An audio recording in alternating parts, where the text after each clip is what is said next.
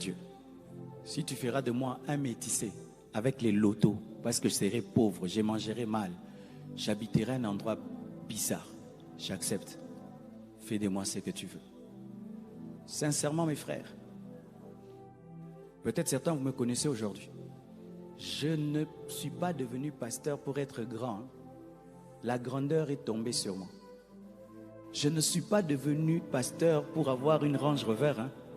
Je ne suis pas devenu pasteur pour avoir des villas. Tout ça, c'est Dieu qui m'a récompensé.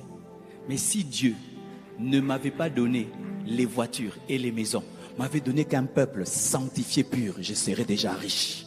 Ma richesse, c'est convertir les gens, transformer les gens et les préparer là au ciel, parce que c'est ça la vraie récompense. Frères et sœurs, aujourd'hui j'aimerais te parler un peu de mon témoignage, comme on a parlé de Paul. J'ai donné ma vie à Jésus-Christ à l'âge de 15 ans. Aujourd'hui j'ai 49 ans. J'aurai 49 ans le 27 janvier. Ça fait 34 ans que je suis chrétien. Mais j'ai vécu des choses avec l'esprit et la puissance de Dieu. Lorsque je rentre en arrière et je regarde ma vie de 0 à 15 ans, j'aurais cru que j'avais 30 ans. Parce que le niveau du mal qu'il y avait dans ma vie, c'est comme si j'avais 30 ans. Une précocité dans le péché comme pas possible. Tout a commencé par une personne qui habitait chez nous. J'avais 7 ans. Elle venait la nuit dans notre chambre. Elle couchait avec nous. Elle était plus grande. Elle nous a introduit comme ça à la sexualité. Et quand elle nous a introduit comme ça à la sexualité, elle pouvait organiser des orgies. Des petits enfants. Elle se plaisait à voir des petits enfants s'accoupler. Et ça a ouvert la porte à des démons dans ma vie. Après, il y avait une personne adulte qui avait une collection de plus de 70 livres pornographiques. Des livres sans photo que j'ai lus entièrement. 77 livres, retenus tout ce qui était écrit dedans. Au point où j'étais devenu le conseiller des jeunes et des grands en matière de sexualité. Quand ils avaient des problèmes avec leurs copines, c'est moi qui venais voir. Et d'autres, je ne peux pas dire, car j'ai honte de certaines choses. Mes frères, à l'âge de 10 ans, des sorciers sont venus me manger. Elles ont traversé le mur. Elles sont entrées dans la chambre. Quand elles sont entrées dans la chambre, elles chantaient mon nom en swahili, avec un tam-tam et une casserole bouillonnée dans l'espace. J'ai vu mon esprit sortir de mon corps pour entrer dans la casserole. J'ai fait la prière de Je vous salue Marie. Elle n'a pas marché. J'ai fait la prière du Notre Père. La casserole a disparu. Les sorcières sont parties. Et j'ai couru dans la chambre de mes parents. Je suis allé leur dire ce qui m'était arrivé. Ils n'avaient pas pris ça au sérieux. Ils m'ont demandé de rentrer dans ma chambre et de faire encore la prière si les sorcières revenaient. Et je leur ai dit, je n'irai pas. Je vais dormir ici. Alors j'étais un jeune très fier qui ne pouvait jamais dormir avec ses parents. Ils ont su que c'était sérieux, j'avais la chair de poule. On m'amènera auprès de 2 personnes de la famille qui étaient dans l'occulte. Elles vont me tatouer sur le front, les mains, les chevilles. Et vont mettre la poudre rougeâtre. Et vont parler. Il n'est pas de votre famille, vous ne pouvez pas le manger. Il n'est pas de votre famille. Pendant qu'on me faisait ça, j'ai eu une vision. J'ai vu un homme blanc et la chef des sorcières qui me parlait, ils m'ont dit, même si tu leur dis, nous allons t'avoir. Mais ces personnes qui m'avaient mis la poudre étaient trop fortes. Ils ne m'ont pas eu. Mais voici ce qui est arrivé. Dès qu'ils m'ont protégé comme ça, un esprit d'incrédulité entrait en moi. C'est comme s'ils m'avaient mis une pierre. Je ne supportais plus les choses de Dieu. Si tu veux m'amener à l'église, c'est comme si tu veux me brûler. Quand je vois un enfant de Dieu, j'ai envie de te taper. Quand tu me parles des choses pures, j'ai envie de te taper. J'étais attiré que par les choses mauvaises, mauvaises, mauvaises. J'haïssais Dieu. Je trouvais que les choses de Dieu, c'est la honte. Et j'ai grandi comme ça. Et comment Jésus est venu dans ma vie? J'ai évolué profondément. J'allais en profondeur. Au point où je ne supportais plus les gens de mon âge. Mes amis avaient 25 ans, 30 ans. J'avais 15 ans. Et on était à l'aise. Ma mère allait même dans mes habits, dans ma valise, enlever des photos. Des filles plus âgées. Si une fille à mon âge, je trouvais que c'était une gamine. On va causer quoi? On va parler de quoi? Et ma mère était dérangée par ça. Un jour, mon oncle, qui était mon modèle, il était riche, il était beau. Il avait tout ce qu'on peut désirer. Mais il était païen. Chaque fois je disais, je serai comme tonton Popé. Je serai comme tonton Popé. Il a l'argent, il a la richesse, il est beau, il s'habille bien, il s'amuse dans le monde. Un jour il vient chez nous, en train de chanter un cantique chrétien. Et il dit à mon père, grand frère, j'ai donné ma vie à Jésus. J'ai été déçu. Parce que lui, il était tellement riche qu'il invitait tous ses neveux chez lui chaque fois en vacances de Pâques. Et là-bas, il avait une piscine, une grande maison, des vélos. On utilisait son standing de vie pour avoir des copines. Et lui s'est converti. Quelle déception. Il organisera encore des vacances dans sa maison. Et je suis allé chez lui à la maison. Mais cette fois-ci, ce n'était plus comme avant. Il y avait des pasteurs dans toute la maison. Des serviteurs de Dieu partout. Tu vas à la cuisine des pasteurs, au salon des pasteurs, partout des pasteurs. C'était parmi mes vacances les plus dégueulasses de ma vie. J'ai dit, ça c'est quoi? C'est devenu une église. Pas moyen de faire le péché. Et on nous prêchait. Ça ne passait pas. Un jour, mes frères, je suis allé prendre mon bain pour me préparer à aller voir une copine. J'entre dans la salle de bain. Je veux sortir. J'ai une apparition. Jésus m'apparaît. Il me parle. Il me dit, Marcelo, convertis-toi. Comme tu entends ce baffle, j'ai entendu la voix de Dieu comme ça. Une lumière m'apparaît. Et je réponds à la voix. On se convertit comment? La voix me répond. Souviens-toi des paroles de mon serviteur Jean. Jean me disait, fais un pas, Dieu fera le reste pour toi. Fais un pas, Jésus fera les 9 pas pour toi. Parce que moi, je voulais devenir, changer d'abord et ensuite devenir chrétien. Je disais à Jean, si même je me convertis aujourd'hui, moi je vais abandonner. Et en ce temps-là, on nous disait que les métis ne prient pas. Et je lui disais, Jean, est-ce que dans votre église, il y a quelqu'un qui a cette peau? Personne. Tu veux que je sois le premier métis de votre église? Nous, on ne prie pas. Nous, on est mauvais, on est impudiques, on est des orgueilleux, on est des mécaniciens. C'est ce qu'on disait des métis. Même si je prie, je vais abandonner. Laisse-moi tranquille, Jean. Quand je changerai, je viendrai. Et Jésus m'a dit, souviens-toi des paroles de mon serviteur Jean. Mes frères, moi, je n'ai pas donné ma vie à Jésus par une récitation comme on vient, Seigneur Jésus. C'est bien, on le fait. Mais moi, c'était une révélation. C'est pourquoi des fois je prêche, je ne dis pas venez devant recevoir Jésus. C'est pas que j'ai mal fait, parce que les religieux aussi, si tu ne dis pas venez recevoir. Il y a des gens, même si tu ne fais pas ça, ils reçoivent eux-mêmes Jésus-Christ là-bas. Alléluia. Et moi-même, dans la salle de bain, j'ai donné ma vie à Jésus. J'ai commencé à pleurer. Que les larmes reviennent à l'église. Que les larmes reviennent à l'église. Que les larmes reviennent à l'église. Que les larmes reviennent à l'église. Que les larmes de repentance reviennent à l'église. Tu pleures quand tu n'as pas d'argent. Tu pleures quand tu es malade. Tu pleures quand tu rates un avion. Tu pleures quand on ne te marie pas. Tu pleures quand on te vole ton fiancé, ta fiancée. Tu pleures parce que tu n'as pas d'enfant. Mais tu ne pleures pas sur tes péchés. Tu ne pleures pas sur tes péchés. J'ai pleuré, pleuré, pleuré, pleuré. Je suis sorti, né de nouveau. Je suis entré païenne dans ma salle de bain. Je suis sorti, né de nouveau. Dieu peut changer un homme.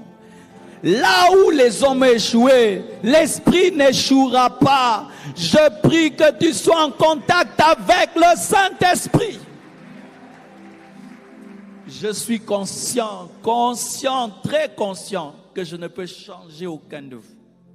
Je sais que même si on augmente le volume du baffle, je sais que même si je crie, je sais que même si je rugis, même si je prends une chicotte, je vous tape, je ne peux pas vous changer.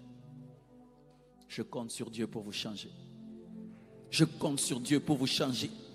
Je compte sur Dieu pour vous délivrer. Je compte sur Dieu. Et là où les pasteurs avaient échoué, Jésus a réussi. Je sors né de nouveau. Je cherche une Bible. Je n'avais pas de Bible. Je vais dans la bibliothèque de mon oncle. Je prends une Bible et je l'ouvre au hasard. Partout où je tombe, ça part de mes péchés.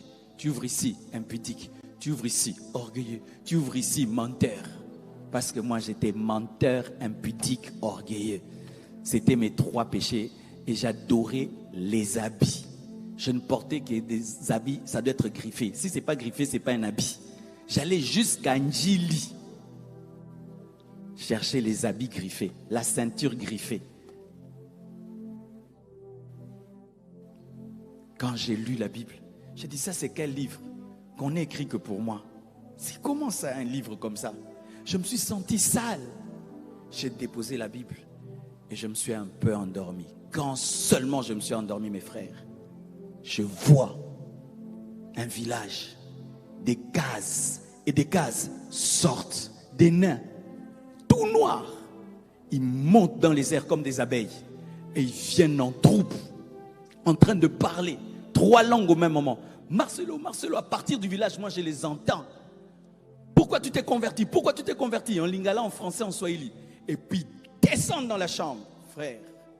Quand ils descendent dans la chambre, pouf, je vois mon esprit qui sort de mon corps. Je vois mon corps sur le lit comme une statue. Je vois mes cousins, mes cousines, mes frères et sœurs en train de jouer. Pas moins de leur parler. Et je commence à partir. Et ils me prennent. C'était la mort. C'était tout. C'était ces choses-là qu'on m'avait mis dans les mains. C'était des esprits, ces esprits-là qui me protégeaient, qui se sont manifestés pour me tuer. Et je ne connaissais rien sur Dieu. Je n'avais qu'un jour de conversion. Aucune connaissance. Ma bouche ne parlait pas. Mais dans mon esprit, je me suis souvenu d'une histoire. On m'avait dit que quand les démons t'attaquent, dis Jésus. J'ai dit Jésus dans mon esprit. Pas 2 fois, 1 fois seulement. Jésus. Quand j'ai dit Jésus, tous ces esprits m'ont lâché. Et je suis tombé dans mon corps. Quand je suis tombé dans mon corps, mes frères, j'ai crié. Les démons m'ont attaqué. Tout le monde a fui. Et là, une histoire a commencé, mes frères. Je suis allé m'asseoir. Et j'ai dit, qui suis-je pour que Dieu le matin me cherche en personne et qu'après, des démons veulent me tuer? Je suis qui? Moi, je savais seulement que j'étais un jeune qui aimait la musique, qui aimait les habits. Mais c'est quoi là? Satan et Dieu se battent pour m'avoir. Je suis qui? Frère, chaque nuit, les esprits venaient m'attaquer. La journée, j'étais dans la joie. La nuit, tellement qu'ils venaient chaque nuit que je pouvais savoir en avance qu'ils viendraient. Je savais même reconnaître le son de leurs attaques. Je pouvais reconnaître. Et là, j'ai commencé à lire. C'est là que je suis devenu un lecteur. J'ai commencé à lire la Bible. Lire la Bible. Lire des livres. Lire des livres. J'ai lu les livres de Rebecca Brown. J'ai lu. Et j'ai commencé à comprendre. Mes frères, là, j'ai donné ma vie à Jésus. J'habitais au Bas-Congo, à Inga. Et je suis rentré à Kinshasa. Je rentre à Kinshasa. Je perds ma Bible. 2, Malgré que j'étais né de nouveau, je méprisais les pasteurs. Quand j'étais païen, je prenais des baffles. Je mettais contre l'église. Je dérangeais les églises. Je disais que les pasteurs, ce sont des mendiants, des pauvres, des gens qui échouaient la vie. Malgré que je me suis converti, je n'ai pas mis mon pied à l'église. J'étais chrétien à la maison. Et c'est là que j'ai expérimenté qu'un chrétien sans église, sans pasteur, sans communion fraternelle, tu es faible. Et comme les chrétiens n'étaient pas mes amis, mes anciens amis sont demeurés mes amis. J'ai tenu bon pendant un peu de temps. Je prêchais à certains amis. L'onction venait, ils pleuraient, mais je n'allais pas à l'église. Un jour, un de mes amis m'invite, l'accompagner, voir une de ses copines. Je suis allé et j'ai abandonné Jésus. Je suis rentré dans le monde jusqu'à l'âge de 16 ans, une année. Mais en une année, j'ai commis les péchés fois 7. Jusqu'à l'âge de 15 ans, je n'étais pas allé dans une boîte de nuit. Mais quand j'ai abandonné Jésus, je suis allé. Comment je suis revenu à Jésus? L'un de mes amis qui m'initiait à la SAP, c'était un grand, plus âgé que moi. C'est lui qui me poussait vers les femmes, qui me poussait vers les habits. Un jour, il vient.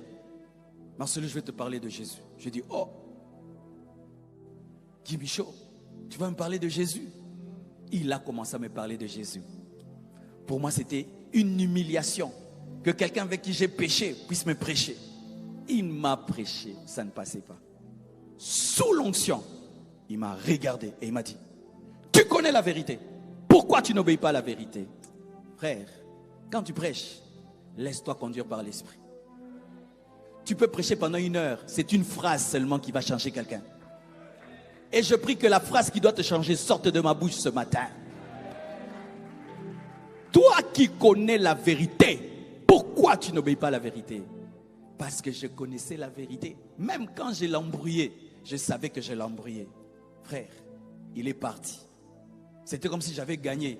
Il n'est pas arrivé à m'amener à la repentance. La phrase revenait. Tu connais la vérité. Pourquoi tu n'obéis pas à la vérité? Tu connais la vérité. Mes frères, ça revenait. Lui, il était parti. La parole est restée. Je prie que la parole reste. Je prie que la parole. Nzambe dérange mutumoro lelo. Nzambe dérange mutumoro lelo. Que Dieu te dérange. Que Dieu te dérange. Que Dieu te dérange. Que Dieu te dérange. Que Dieu te dérange. Que Dieu te dérange. Il part. Moi, je reste avec la parole. Ça me dérange, ça me dérange. Et puis je dis, ah, ça va. Il y a longtemps que je suis allé à l'église. Je vais aller à l'église quand même. Je me prépare à aller à l'église. Pouf, le diable vient. Tu sais que telle fille, elle t'aime bien. Elle prie dans cette église-là. Profite-en, va la draguer. Tout d'un coup, je change les habits que je devais porter. Je prends une petite culotte. Petite. Un body. J'avais une coiffure là. Mes cheveux, comme tu vois là, c'était jusqu'ici. Tout ça s'était enlevé. Il y avait une ligne ici. J'ai porté un body, une petite culotte ici. Je suis allé pour la fille. Comme toi, tu es venu pour qui?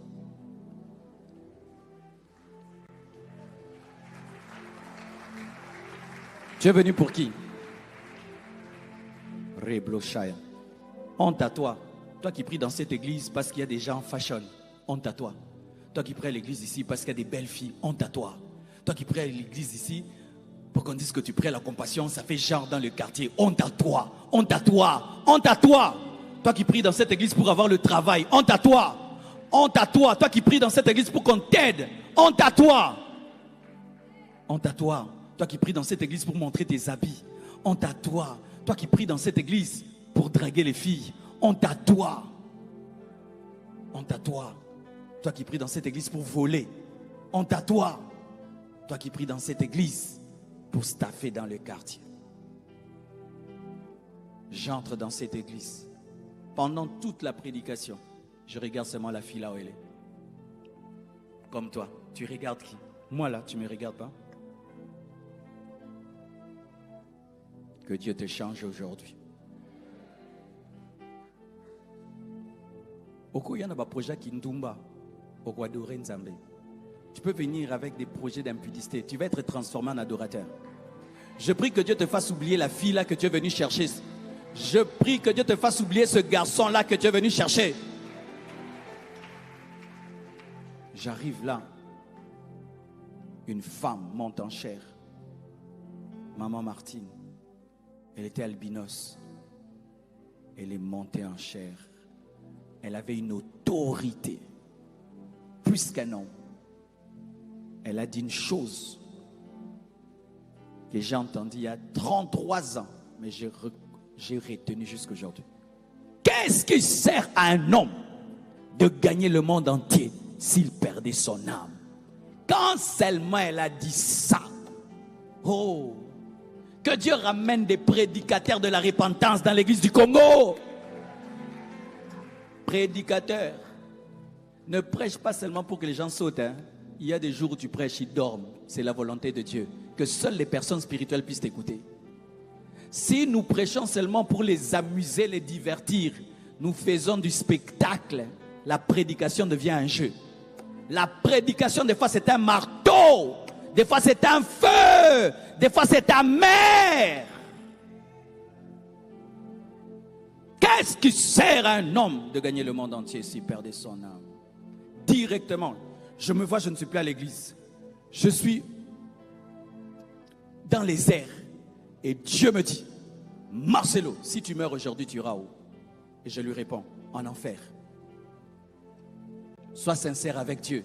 Ne dis pas que tu iras au ciel si tu sais que tu as une vie d'enfer. Ne dis pas que tu seras enlevé si tu vas rester. Soyez sincère devant Dieu. Je vois beaucoup de gens, quand il s'agit du péché des autres, c'est le péché. Quand il s'agit de toi, ce n'est plus le péché. Pourquoi le péché, péché pour les autres, pas pour toi? Un manque de sincérité. J'ai dit, moi j'irai en enfer parce que j'étais abandonné.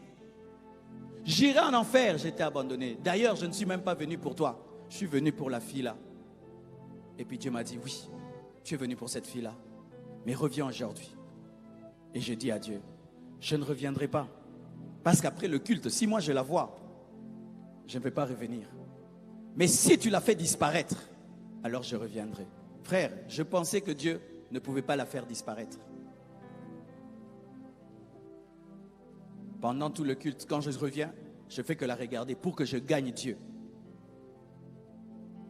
Et je regardais. Tout ce qu'on faisait à l'église, moi je les regardais pour dire à Dieu, tu ne l'as pas fait disparaître, je ne rentre pas. Mais à la fin du culte, on dit fermez vos yeux, nous allons prier pour la clôture. J'ai osé fermer les yeux, j'ai commis l'erreur de fermer les yeux. Quand seulement j'ai fermé les yeux, j'ouvre comme ça, elle n'est plus là. Je dis, frère, je suis sorti de l'église. J'ai commencé à la chercher. J'ai crié son nom. Je ne la voyais pas. J'ai couru. Je ne la voyais pas. Je suis rentré sur mon chemin. Je ne la voyais pas. J'ai tourné partout. Dans mon cœur, je disais, j'espère que Dieu ne l'a pas fait. J'espère que Dieu ne l'a pas fait. J'espère que Dieu ne l'a pas fait. Après toutes mes recherches, j'entends la voix me parler. Marcelo, est-ce que tu l'as vu? Je dis non. J'ai fait ma part, tu fais la tienne. Frère, sur la route du Camp Riche, parce que l'église pépinière était au Camp Riche, jusqu'à Sansikine, là où j'habitais, je ne faisais que pleurer sur mes péchés. Pardonne-moi, pardonne-moi, pardonne-moi. Tout ce qui se passait à côté ne m'intéressait pas. On voyait un garçon avec une petite culotte, avec un body, une coiffure d'un voyou. On ne pouvait pas savoir ce qui se passait dans son cœur. C'est pourquoi je respecte le silence d'un homme, parce que tu ne sais pas ce qu'il vit dans son cœur.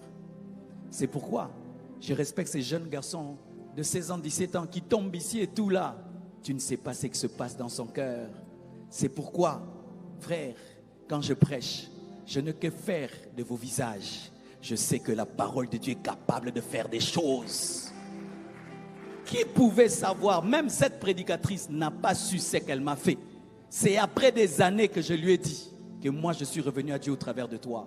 Je prie que Dieu te fasse vivre des choses profondes. Je prie que Dieu te fasse vivre des choses profondes.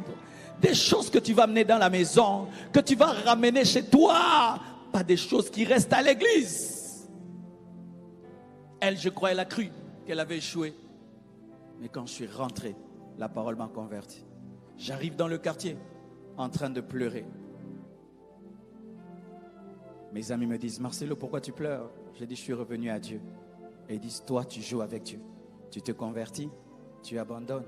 Tu te convertis, tu abandonnes. Viens, on va prendre du thé. J'ai dit, non, cette fois-ci, c'est sérieux. Ils m'ont dit, nous te donnons 1 mois. Tu vas rentrer dans le monde. Je rentre dans ma chambre et j'ai dit à Dieu, tu as entendu ce que mes amis ont dit?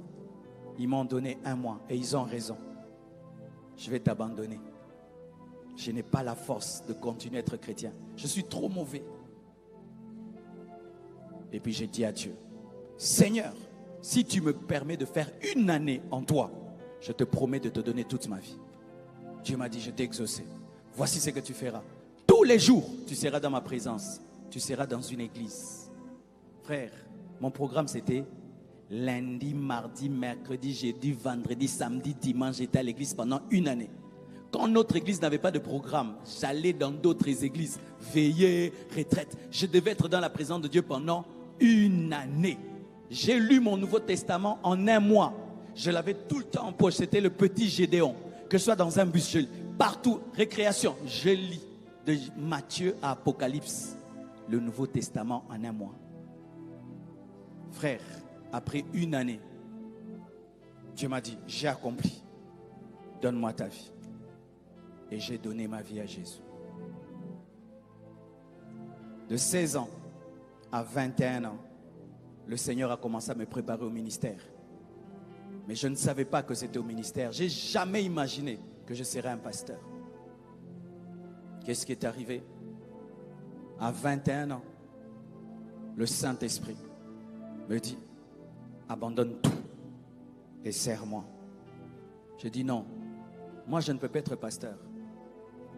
Dans ma famille, il n'y a pas de pasteur. Et si je suis pasteur, moi je suis l'aîné de la famille. Si j'arrête mes études, mais mes frères, quel modèle je donne?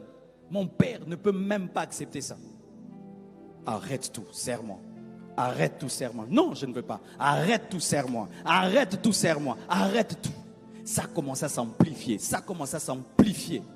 Une fois. Premier jour, je ne dors pas. Deuxième jour, je ne dors pas. 2 semaines, je ne dors pas. Toute la nuit, serre-moi, serre-moi, serre-moi, serre-moi. Et quand tu fais 2 semaines sans dormir, mes frères, les nerfs, j'ai commencé à me comporter comme un fou dans la maison. Un fou, un fou. On m'amène au CNPP. Le médecin me regarde 2 fois. Il dit, il n'a rien. Il doit dormir. On me met sous diazépam pendant 2 semaines. Et là, Dieu commence à me parler. Je prenais un cahier comme ça. Je prends mon bic. Je commence à écrire des prophéties. J'écris. Je finis le cahier. Donne-moi encore. Donne-moi encore. Des cahiers et des cahiers. Des cahiers et des cahiers. Mais malgré ça, je refuse de servir Dieu. Un jour, je vais à l'université. Pendant que je suis en train de suivre le cours, je vois mes notes devenir comme du pain. Une voix me dit, mange tes notes. Mange, mange-les. Dieu me disait, choisis entre un fou ou un serviteur de Dieu. Qui tu vas devenir? J'ai dit à Dieu, ne permets pas que je sois humilié dans cette école. Permets-moi de quitter avec honneur cette école. Parce que j'allais manger mes cahiers. Je me suis levé. Je prends mes notes. Je les mets sous mes aisselles. Je me lève. C'est comme ça que j'ai arrêté l'université. Jusqu'aujourd'hui. Je ne suis jamais plus revenu, même pas pour récupérer un document. Mais je ne te dis pas d'arrêter les études. Hein? Amen. Après, j'ai continué mes études. J'ai eu ma licence. Mais Dieu voulait que je le serve. Et moi, j'ai refusé. Frères, sœurs, lorsque j'arrête de servir, d'aller à l'école, j'ai commencé à vivre des manifestations de la présence de Dieu. Dans ma chambre, j'ai commencé à vivre la manifestation de la puissance de Dieu. Je suis allé dire à ma mère, j'ai tout arrêté pour servir Dieu. Ne paye plus mes études. Merci pour tout ce que tu as fait. Mais là, je dois servir Dieu. Si tu me donnes l'argent, je vais acheter des bancs. Mais ne paye plus mes études. Merci maman. Un jour, un ange apparaît à ma mère et lui dit, laisse ton fils obéir à la vision. Elle vient dans ma chambre. Elle me dit, j'ai vu un ange qui m'a dit de te laisser obéir à la vision. Elle est baptisée du Saint-Esprit dans la chambre. Ma chambre était remplie de la présence de Dieu, au point que je pouvais savoir en avance qui va me visiter. Quand quelqu'un entre dans ma chambre, tu t'assieds sur ma chaise, je te dis ta vie. Mon père, je lui en ai parlé après. Quand je lui ai dit que j'avais tout arrêté pour servir Dieu. On a fait 5 ans sans se parler. 5 ans. Il ne pouvait pas comprendre que j'ai tout arrêté. Et en ces temps-là, j'avais cru que c'était de la méchanceté de sa part. Mais aujourd'hui, je peux dire que c'est normal. Moi aussi, si mon fils arrêtait tout, ça me dérangerait. Et comment la puissance de Dieu est venue sur ma vie. Et c'est là que je vais m'arrêter. Je vais dans un culte. Mon pasteur a organisé 4 cultes dans une action, le matin, à midi, le soir et la nuit. C'est un culte la nuit. Je vais au culte de la nuit. Mon pasteur a dit, c'est pourquoi il faut que l'esprit soit derrière les paroles. Il a dit, Dieu appelle encore aujourd'hui. Dieu appelle encore aujourd'hui. Dieu appelle encore aujourd'hui.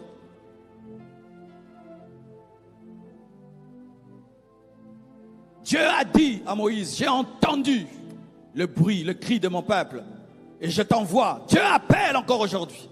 Quand il a dit ça, je commence à entendre dans les oreilles des millions de personnes qui sont en train de dire, Marcelo, viens nous prêcher l'évangile, viens nous prêcher l'évangile. Des millions de personnes. Tout d'un coup, je suis projeté par terre. Je reste là comme si on me colle, je ne sais même pas bouger. Le culte continue, je suis par terre, je ne sais même pas bouger. Et Dieu me dit, qu'est-ce que tu veux que je te fasse pour que tu répondes à mon appel? Je suis collé. Et puis, quand le culte prend fin, tout le monde part, moi je reste. Quand je me lève, je commence à courir, rentrer à la maison. Je sens Dieu qui me poursuit. J'entre dans la chambre, je ferme. Je trouve il est déjà là. Il sature la chambre. Je ne sais pas respirer. Je suis là. Je commence à vivre des moments comme ça avec la présence de Dieu. Frères, sœurs, c'est là-bas que j'ai appris à entendre la voix de Dieu. C'est là-bas que j'ai appris qu'il fallait commencer une église qui s'appelle Compassion. C'est là-bas que j'ai appris qu'il fallait d'abord commencer à Lemba. Après, il fallait quitter Lemba, venir à Limete. Et aujourd'hui, nous sommes une communauté de 50 extensions. Et nous sommes en pleine croissance. Ce n'est pas la magie, ce n'est pas l'occultisme, c'est le Saint-Esprit.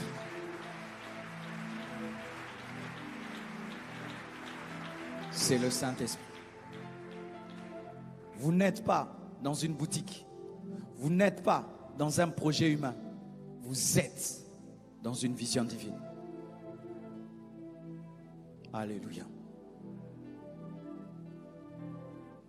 J'aimerais prier pour des personnes qui aujourd'hui vont reconnaître la Seigneurie de Jésus dans leur vie.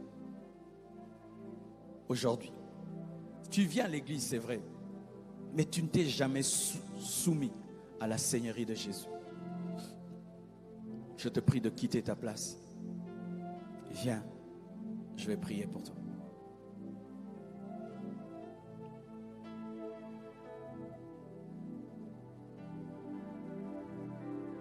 Je t'aime, mon âme te dit qu'elle t'aime, mon Emmanuel. Paul a commencé avec la Seigneurie. Soumets ta volonté à la volonté de Dieu. Soumets-toi à la